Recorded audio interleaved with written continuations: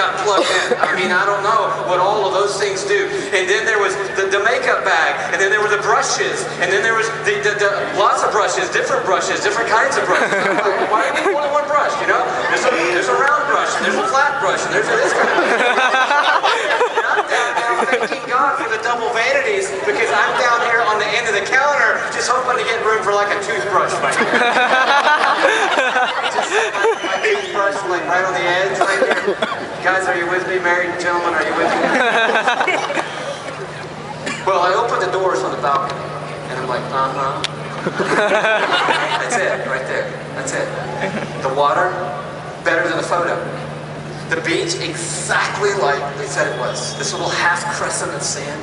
The grass was green, the pool was amazing, the palm trees were glowing in the setting sun, the cabanas. I was like, this,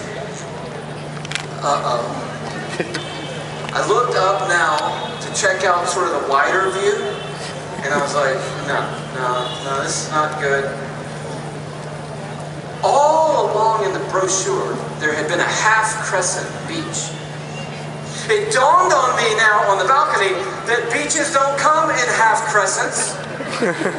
They normally come in whole crescents. And on the other half of our crescent, all up on the hillside in our idyllic little Caribbean cove was a junkyard for boats. I'm talking 100 or 200 dilapidated, hurricane damaged, rusted out, piled on top of each other boats. Right in my honeymoon is a boat graveyard, and I'm like, no, this cannot be happening right now. I go down, I'm kind of a little crazy. I get the brochure because I had it in my suitcase. I go down to the lobby to the nice young lady at the desk, and I say, hey, I don't really want to be that guy, but see this right here? Somebody cropped the boat graveyard at Nice. I mean, I'm fine about it now. I mean, I'm over it now. But I mean, it was crazy.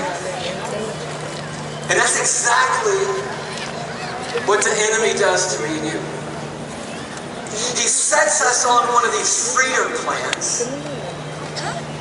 But he always crops the disaster out of the picture. And he says, if you can get free, if you can get out of the house, if you can get some cash, if you can get where you want to get with who you want to get there with, that's where life's going to be what you want it to be. And it all looks amazing in the brochure. But the problem is, it never works out the way we planned. And it did not work out for this younger son the way he planned. He gets to a faraway country. He starts living it up with the money that he's got.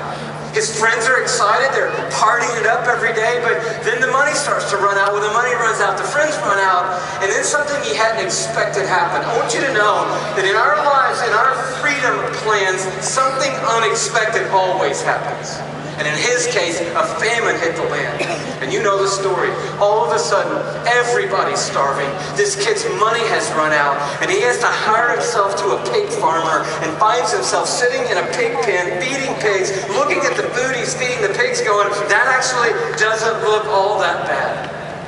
The irony of this story is that you've got a Jewish son in a pig pen. You've got everything upside down. And in the upside down moment, that's where you know this is a story about a prodigal, extravagant God. And I'll tell you how we know that. We know by the way the story sets up. Before you get into the three stories of the lost sheep and the lost coin and the lost son, Jesus actually is in the midst of a whole crowd of people, and Luke tells us what's going on. Listen to what Luke says. He says, now the tax collectors and the sinners were all gathering around to hear Jesus. In other words, what Luke is saying is, when Jesus was talking, all the wrong people wanted to get close to Jesus. Hello? All the bad people in the room were attracted to what Jesus was saying. We think it'd be just the opposite. Jesus comes into a crowd. All the bad people want to get as far away as they can. But no, the tax gatherers, the bad collectors, and the sinners, air quotes, wanted to get near Jesus. But then there were some other people in the crowd. And Luke tells us who they are. He says, but the Pharisees, these are the religious people there, and the teachers of the law, they muttered about Jesus, this man welcomes sinners. Ooh, man. And he eats with them. That was their indictment of Jesus. Here's the problem with this guy. He welcomes all the bad people. And he actually hangs out with them and will have a meal with the wrong people. So you got the bad people pressing in. You got all the religious people on the outer ring, and they're murmuring to themselves. And Jesus, heads up for me and you. Don't ever murmur when you're in the presence of Jesus. You might as well just say it out loud, because he gets it, he hears it, he understands. And he hears the murmuring on the back row. He kind of looks over all the sinners, and he sees back to the righteous people, and he says, hey guys, what's going on? And he says, let me tell you a couple stories. First story he tells them is about a shepherd who had 100 sheep.